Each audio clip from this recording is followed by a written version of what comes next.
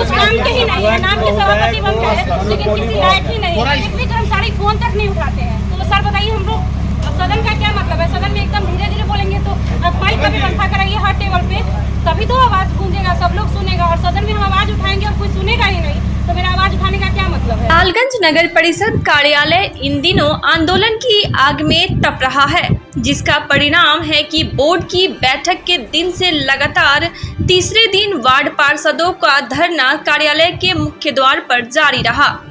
धरना की वजह शहर में विकास कार्य का हवाला दिया गया है।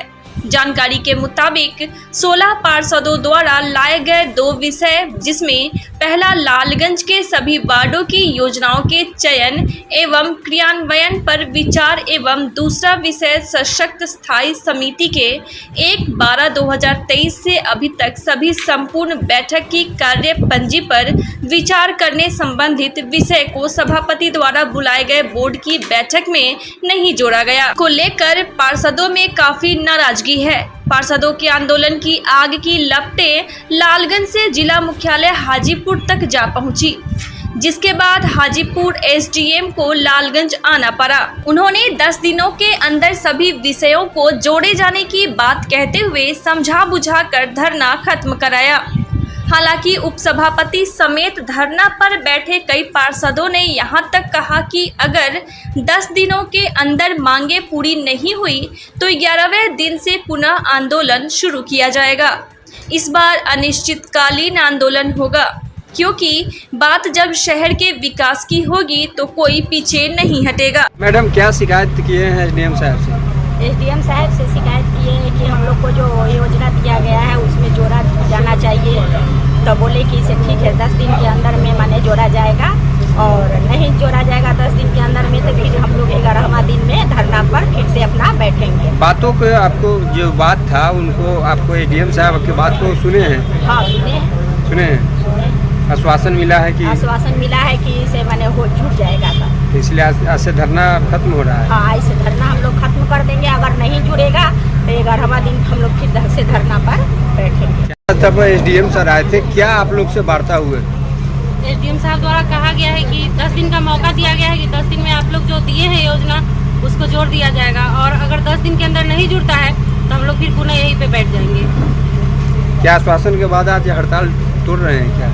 हाँ, अभी तो आश्वासन दिए एसडीएम साहब, तो हमारे पदाधिकारी है तो उनके बातों को सम्मान करते हुए हम लोग अभी तो फिलहाल उठ जाएंगे आपके बातों लेकिन अगर 10वां दिन 11वां दिन अगर हम लोग को नहीं बैठक बुलाया गया और अगर ये नहीं हम लोग का जोड़ा गया योजना तो हम लोग फिर से दोबारा बैठ जाएंगे।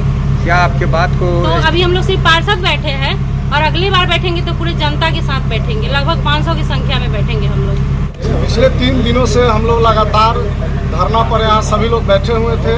ये एसडीएम साहब को जानकारी हुई है तो एसडीएम साहब अभी आए हैं और उनके द्वारा हम लोग को आश्वासन मिला है कि हम लोग का जो मांग है लालगंज नगर परिषद के सभी वार्डों के विषय को योजना के अब स्टैंडिंग कमेटी का जो निर्णय था उसको कार्यपंजी को बोर्ड के बैठक में लाया जाए और सभी वार्ड के योजना को चयन किया जाए। ये जो विशेष करके 2 मुख्य मांग था हम लोगों का, इनके द्वारा यही आश्वासन मिला है कि 10 दिनों के अंदर में इस मांग को पूरा कर दिया जाएगा, यानी प्रोसीडिंग में इस चीज़ को दर्ज कर दिया जाएगा। यदि हम लोग का मांग पूरा नहीं होता है तो 11वां दिन, यानी आज 12 सितंबर है, 11वां दिन हम लोग 23 सितंबर को आमरण अनशन पर बैठेंगे।